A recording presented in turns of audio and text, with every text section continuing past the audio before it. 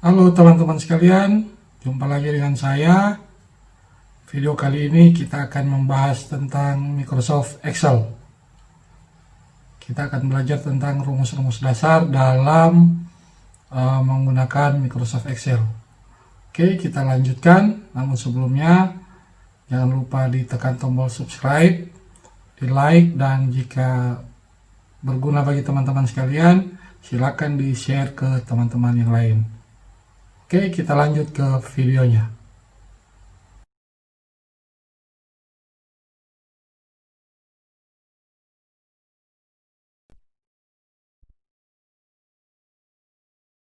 Nah, teman-teman sekalian, rumus yang pertama adalah rumus sum, ya.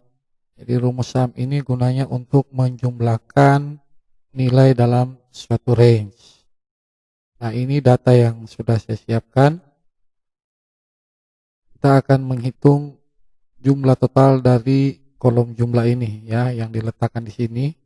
Jadi kita ketik perintahnya sama dengan sum, terus buka kurung, ya. Caranya bisa kita klik dari atas, terus kita drag ke bawah, selesai, lalu kita tutup kurung. Ya, ini hasilnya 75, atau bisa juga kita ketik seperti ini, sum, terus kita bawa selnya ke sel paling atas, kita tekan titik 2, terus kita geser selnya ke bawah, kursornya ke bawah, sampai sel terakhir, terus kita kurung, kita enter. Atau juga dengan cara yang paling cepat, ya, dengan kita mengklik ini, ya, shortcut yang sudah disediakan oleh Excel, kita klik langsung di sini, kita enter. Seperti itu juga bisa, atau kita blok range-nya sampai di sini, peletakan rumus sum-nya, terus kita klik, ya. Jadi untuk sum seperti itu.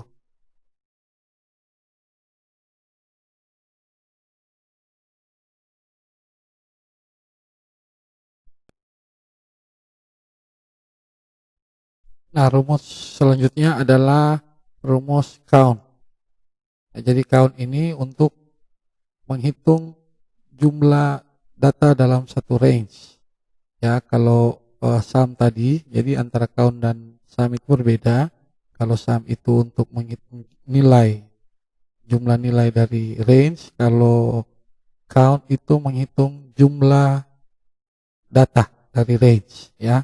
Jadi ini kalau kita hitung countnya, kita bisa lihat dari kolom nomor ini pastinya ada 10 data, ya, ada 10 data yang tersedia. Tapi kalau ini kita hapus, ya, kita harus menghitung secara manual. Nah, dengan rumus ini bisa kita hitung dengan cepat. Ya, kita pilih rumusnya seperti ini, sama dengan, jadi ingat, ya, sama dengan ini adalah tanda pembuka dalam mengetik perintah Excel. Jadi sama dengan ini adalah wajib jika kita ingin mengetikkan rumus dalam Excel. Jadi sama dengan count, kita buka kurung, ya, kita pilih range-nya, range yang mana, ini misalkan, terus kita enter. Ya, jumlahnya 10. Nah, sekarang kita coba untuk yang kolom jenis, ya.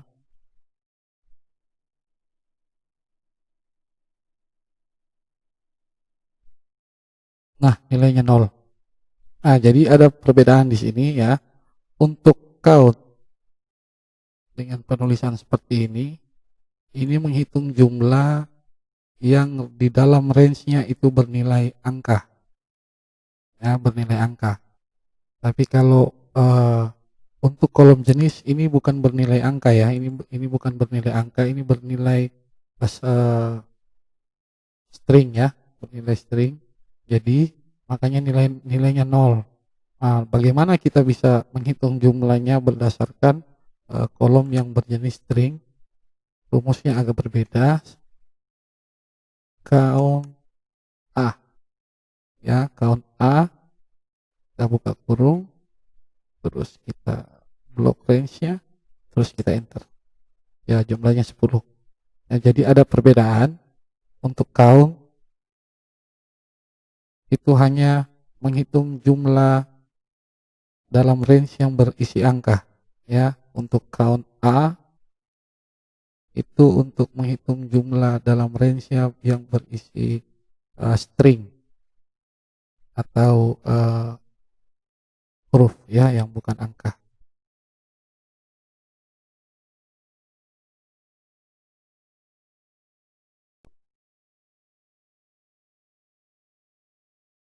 Nah, rumus yang berikut adalah rumus average.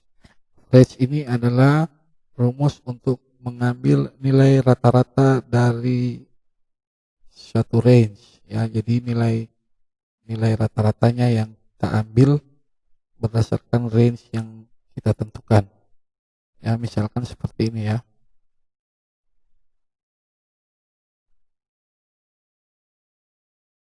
Top range-nya, ya. Jadi nilai rata-rata dari jumlah ini adalah 7,5. Nah, ini adalah contoh penggunaan average yang sederhana. Nah, ini saya punya data yang sudah saya hitung, yang saya ketik. Nah, kita bisa menghitung nilai rata-rata dari salah satu siswa, dari semua siswa berdasarkan nilai yang sebelumnya dan nilai yang sekarang. Ya, jadi kita tambahkan di sini rata-rata.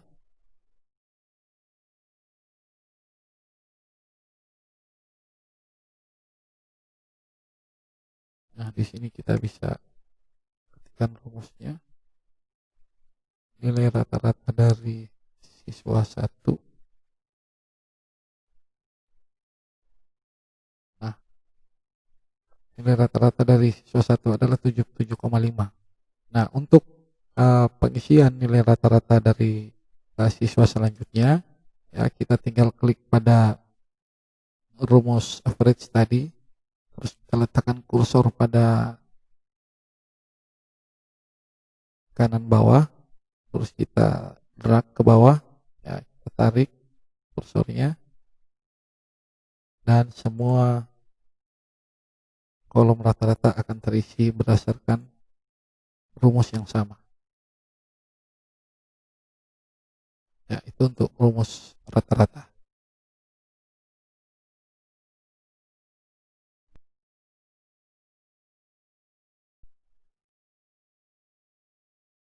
Nah, selanjutnya rumus yang berikut adalah max, ya. Jadi rumus max ini untuk mencari nilai tertinggi dalam suatu range, ya. Jadi penggunaannya seperti ini, max, terus kita blok range-nya, terus kita enter. Ya, nilai tertinggi dalam range yang kita tentukan ini adalah 33.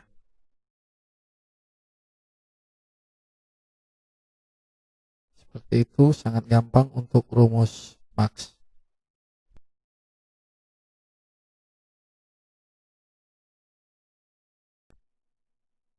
Nah, rumus selanjutnya adalah kebalikan dari max, yaitu min, ya. Min berarti mencari nilai terkecil dalam satu range yang kita tentukan. Penulisan rumusnya seperti ini.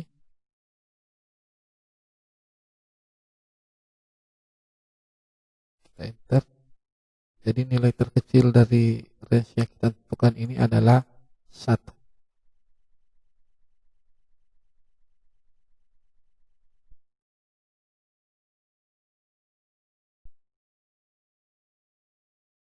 Nah, rumus berikutnya adalah rumus if.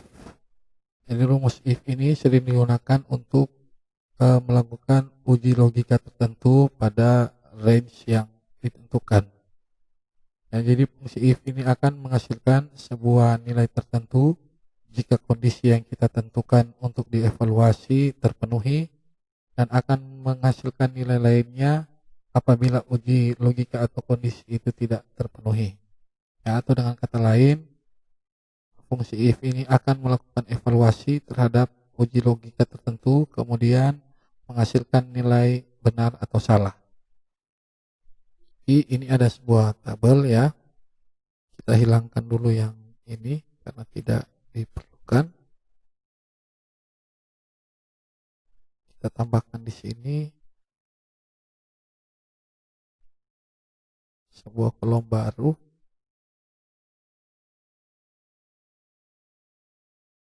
Nah, kita akan mengisi predikat dari masing-masing siswa ini ya, dengan catatan seperti yang di bawah ini. Jadi jika nilai 90 sampai 100 predikat sangat baik, 61 sampai 89 predikatnya baik, 51 sampai 60 predikatnya cukup, dan 0 sampai 50 predikatnya kurang. Kita akan coba masukkan rumusnya seperti ini. If nilai yang ditentukan lebih besar sama dengan 90, titik koma, predikatnya sangat baik, titik koma lagi. If nilainya lebih besar sama dengan 61, titik koma, predikatnya baik, titik koma lagi, nilainya lebih besar sama dengan 51, nilainya cukup, dan jika di bawah 50 nilainya kurang. Di sini kita enter. Nah, muncul error ini karena kita tidak menambahkan tutup kurung di belakang ya. Kita yes saja. Nah, kita akan bahas dulu rumusnya. Tadi muncul error karena kita tidak menambahkan tutup kurung di belakang. Ya, jadi tutup kurung ini sejumlah berapa if yang kita tulis. Ya, di sini ada 3 tutup kurung ya, karena kita menuliskan 3 buah if ya. 1, 2, 3. Namanya if bersusun. Nah, kita kopikan ke bawah. Nah, sekarang kita uji berdasarkan keterangan ini. Jika kita isinya nilainya 99 akan sangat baik. Jika kita isikan nilainya di range 51 sampai 60, misalkan 55, predikatnya cukup. Dan jika kita isikan nilainya 50, predikatnya kurang, atau 48, ya predikatnya kurang. Kita isi 100, ini sangat baik. Nah, jadi kondisi-kondisi ini yang mempermudah kita dengan menggunakan rumus if dalam menentukan predikat seperti ini.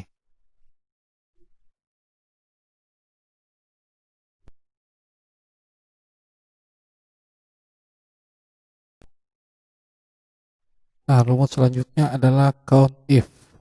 Ya, jika kita sudah belajar tadi tentang rumus count dan rumus if, sekarang kita akan belajar count if. Jadi rumus count if ini digunakan untuk menghitung jumlah sel berdasarkan pada kriteria tunggal. Ya, berdasarkan kriteria tunggal. Jadi misalkan dari data ini kita bisa menghitung berapa banyak jumlah siswa yang punya nilai di atas 90, atau berapa banyak jumlah siswa yang punya nilai 100. Ya, jumlah tunggal seperti itu. Jadi kita contohkan sama dengan count if, buka kurung, kita blok range-nya, kita titik 2, kita tentukan nilainya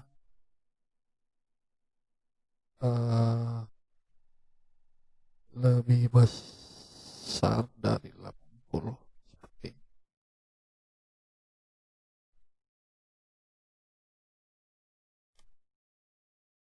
Ya, jadi bisa kita hitung. Jadi dari data ini ya terdapat 5 siswa yang punya nilai di atas 80. Ya, coba kita hitung secara manual, kita buktikan 1, 2, 3, 4, 5. Betul ya. Kalau ini kita ganti ke 89, dia akan bertambah. Kalau ini kita ganti 50 dan ini kita ganti 9, ya. Jadi atau kita bisa mencari seperti ini rumusnya, jumlah siswa yang punya nilai 90.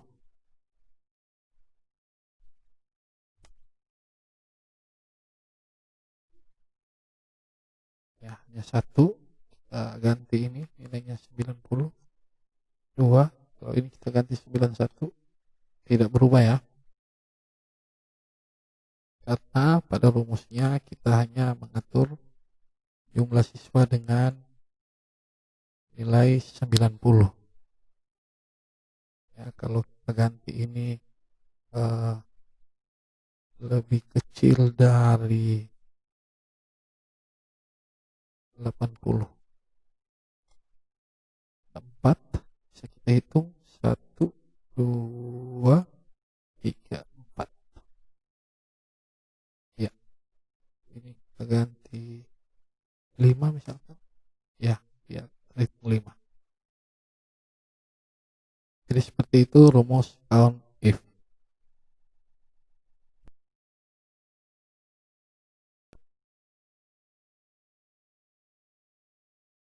Nah, rumus selanjutnya adalah rumus count if.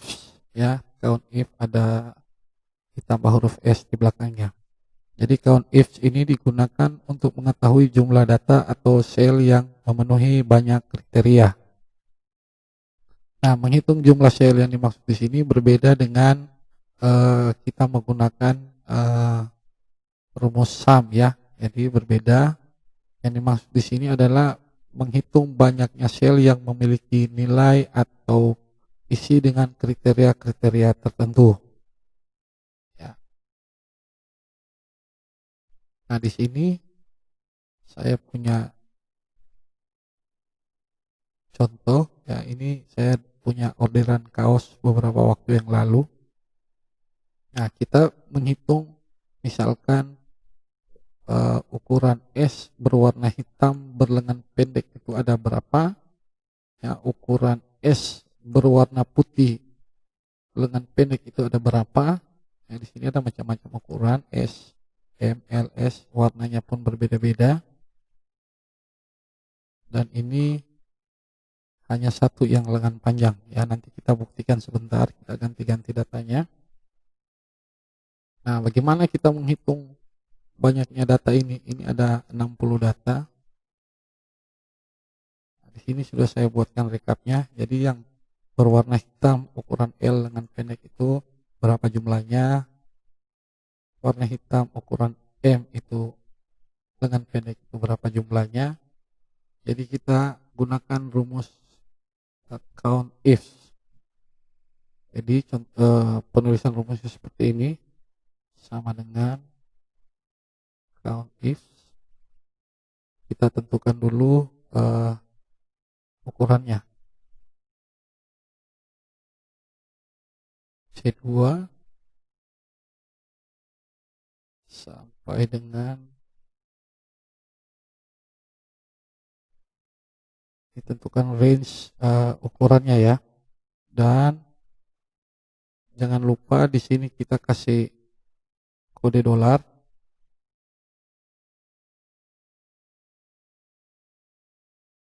Titik koma. Ukurannya L ya, ukuran L. Di koma lagi, kita tentukan warnanya.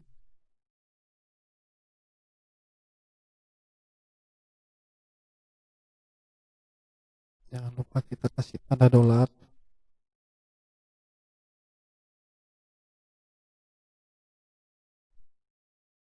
Warnanya hitam.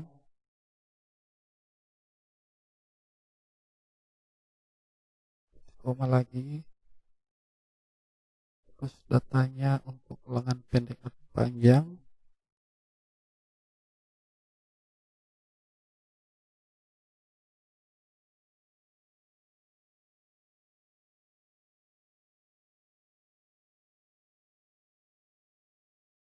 Koma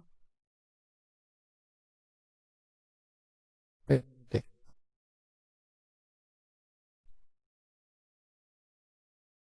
Yes. Nah, jumlah untuk warna kaos warna hitam ukuran L dan lengan pendek itu ada 15. Ada 15 ya. Nah, mengapa ini kita kasih tanda dolar? Ya, tanda dolar di sini adalah untuk mencegah ya nilai sel ini berubah jika kita mengcopy rumus-rumusnya. Jadi tanda dolar ini untuk mencegah nilai sel ini yang berubah jika kita mengcopy rumus-rumusnya ke sel yang lain. Nah, misalkan seperti ini kita kopikan ke bawah. Ya. Nah, jika kita kopikan seperti ini, maka kalau tidak pakai tanda dolar, ini ya, sel C2 sampai C61. Kalau tidak pakai tanda dolar, maka di sini akan berubah menjadi C3 sampai C62. Ya, seperti itu. Jadi harus disisipkan tanda dolar. Nah, untuk yang berikutnya ini kita tinggal sesuaikan saja. Ya, warna hitam ukurannya M, berwarna hitam lengan pendek.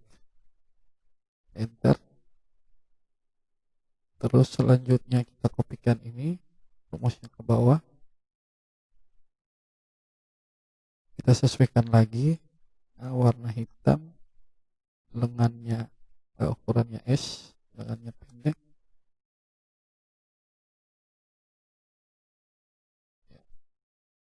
Kita kopikan lagi. Warna hitam ukurannya XL,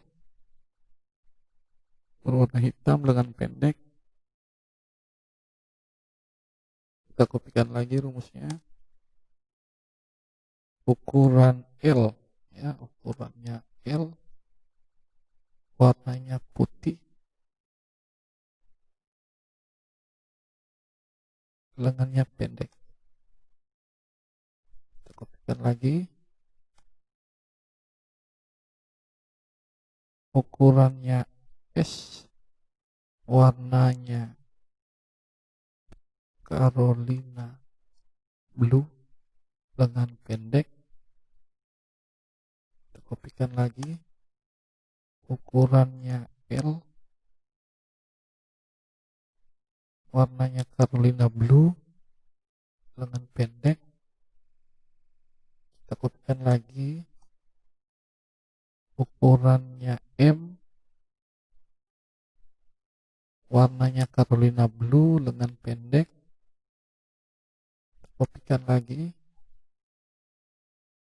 Ukurannya L, warnanya marun,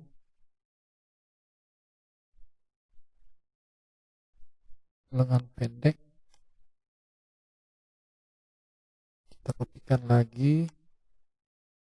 Ukurannya M, warnanya masih marun, lengan pendek. Kopikan lagi. ukurannya L, warnanya light pink,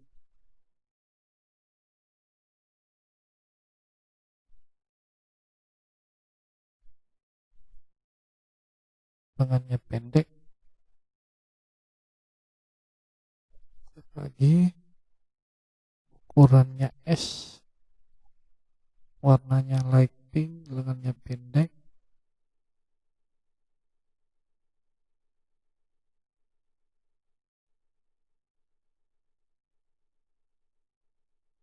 Ukurannya M, warnanya biru, lengan pendek. Ukurannya M, warnanya royal blue, lengan pendek. M.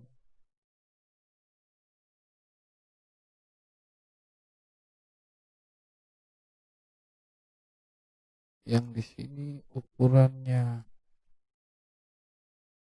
M, warnanya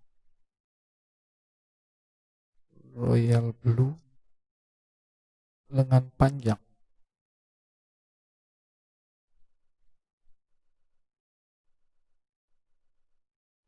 Ukurannya M, warnanya Elkonia, lengannya pendek. Yang ini kayaknya salah ini. Ukurannya M, warnanya royal blue, lengannya pendek. Nah, data yang kita punya ini ada 60 nama. Coba kita jumlahkan ini dengan rumus SUM. Apakah benar jumlahnya 60?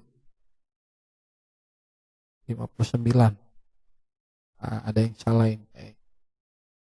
Royal blue M.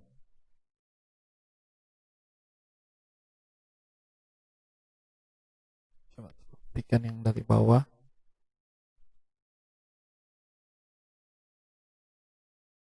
Ini kita ganti, permintaannya adalah lengan pendek. Oh, 0.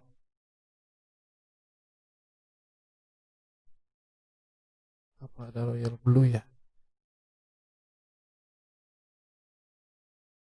Coba kita cek.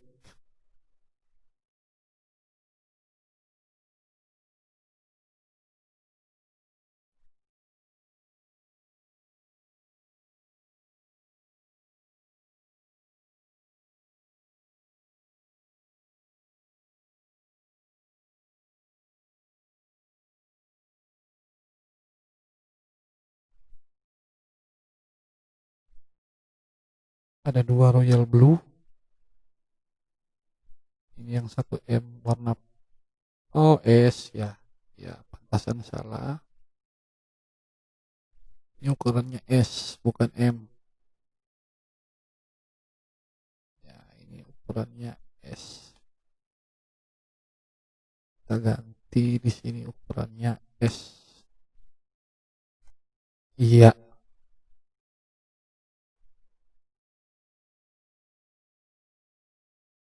Jadi itulah fungsi dari COUNTIFs. Ya, kita bisa melihat hasil rekupannya sesuai dengan jumlah pemesannya. Itulah rumus tentang COUNTIFs ya.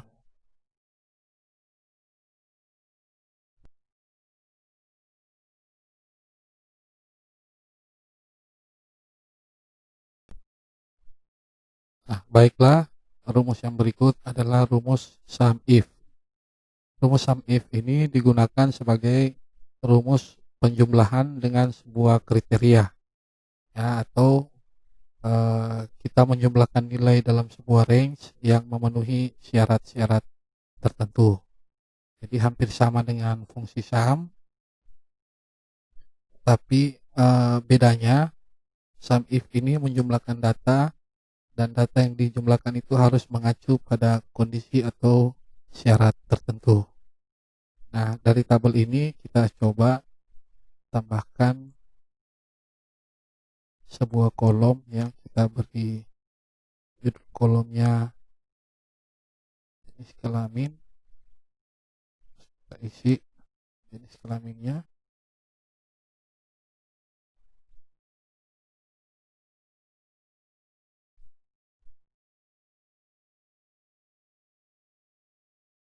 Nah, ini kita atur. Nah, tambahan juga jika kita ingin menyesuaikan kolom yang nilainya kecil tapi judul kolomnya besar, ya kita tinggal klik pada shortcut wrap text, ya sama seperti ini, dan kita atur.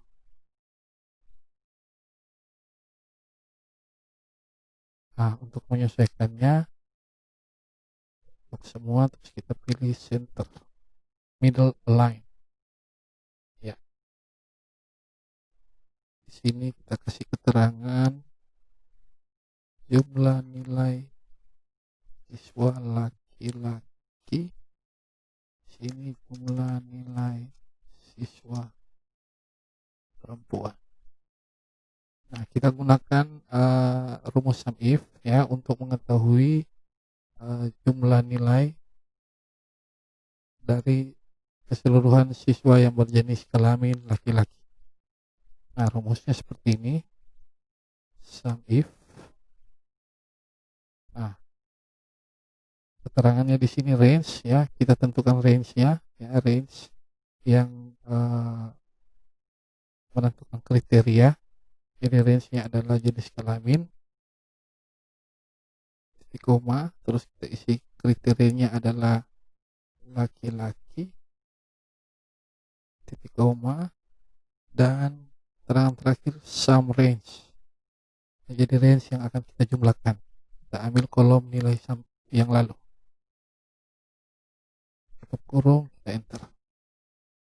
Nah, jadi jumlah nilai yang lalu dari seluruh siswa laki-laki adalah 286.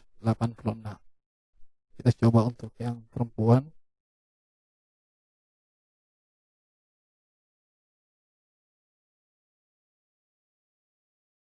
Nah, pengkopian rumus ya, pengkopian rumus tanpa disertai dengan pengkuncian tanda dolar ya mengakibatkan selnya ikut bergerak ya, ikut berpindah ya. Ini range-nya sudah keluar.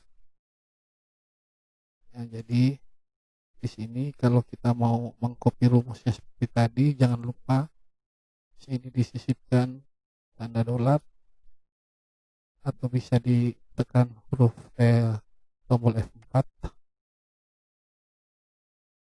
Ya. Nah, jika ini kita copy, selnya tidak bergerak ya, tidak berpindah selnya. Tinggal kita ganti saja kriterianya adalah perempuan. Kita enter. Nah, ini adalah jumlah nilai siswa perempuan dari nilai yang lalu. Nah, bisa kita coba hitung secara manual.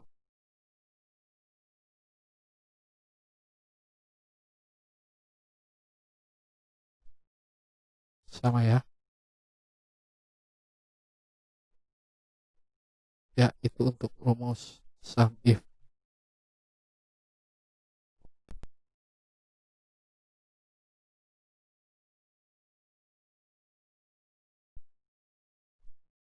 Nah, teman-teman, rumus selanjutnya adalah round. Jadi rumus round ini digunakan untuk membulatkan angka desimal ya ke dalam jumlah digit tertentu. Jadi penggunaan rumus atau fungsi round ini menggunakan kaidah matematika, yakni angka di belakang koma lebih dari atau sama dengan 5 akan dibulatkan ke atas, dan sebaliknya jika kurang dari 5 maka akan dibulatkan ke bawah.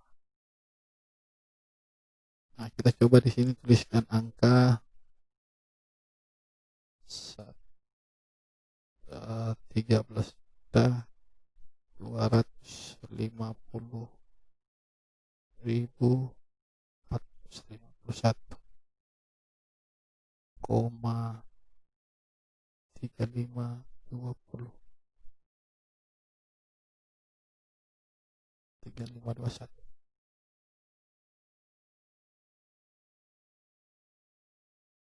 Ya,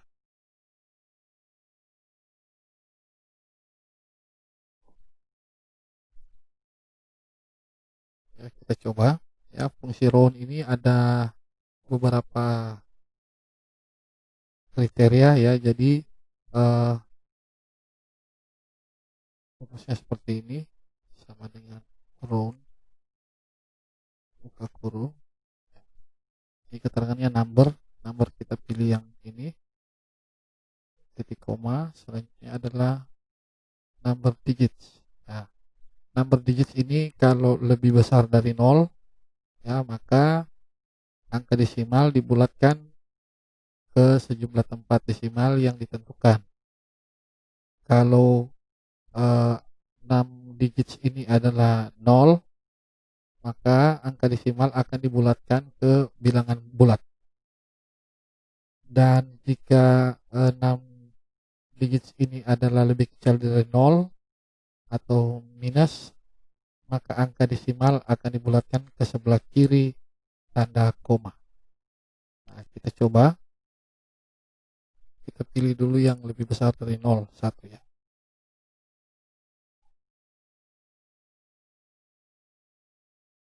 Nah, ini dia lebih besar dari 0, berarti dia dibulatkan ke atas. Ya, 35 dibulatkan ke 440. Ya, kalau kita 2, ya kalau 2 pilihan angkanya 2, berarti 2 digit yang di belakang ini dikonversi ke 0. Kalau kita isikan nilainya sama dengan 0, nah, dibulatkan tanpa ada nilai desimal lagi ya. Atau jadi angka bilangan bulat. Jika kita hilangkan desimalnya, ia menjadi angka bilangan bulat. Sekarang kita coba lebih kecil dari 0 ya, kita isikan minus 1.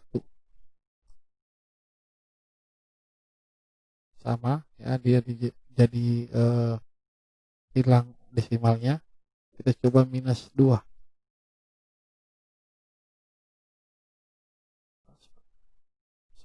Minus 2. Nah, dibulatkan ke sebelah kiri tanda koma ya, dibulatkan ke atas di sebelah kiri tanda koma. Kalau kita ganti minus 3, nah dia akan lebih jauh ke sebelah kiri tanda koma. Ya, biasanya untuk mendapatkan nilai bilangan bulat dari angka seperti ini, ya kita pakai rumus round dan kita isikan minus 3 di sini ya, sehingga 13.250.451 menjadi 13.250.000. Untuk contoh yang lain, misalkan 17,65, jika kita bulatkan seperti ini, 2. Nah, perbedaannya adalah 75 hilang ya, dibulatkan naik 1 menjadi 8 ya. Jika kita ganti ini jadi 3,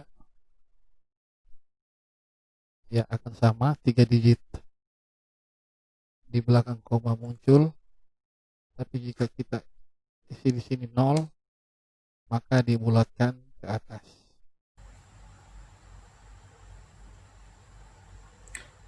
Demikianlah teman-teman pembahasan pertama tentang rumus-rumus dasar Microsoft Excel.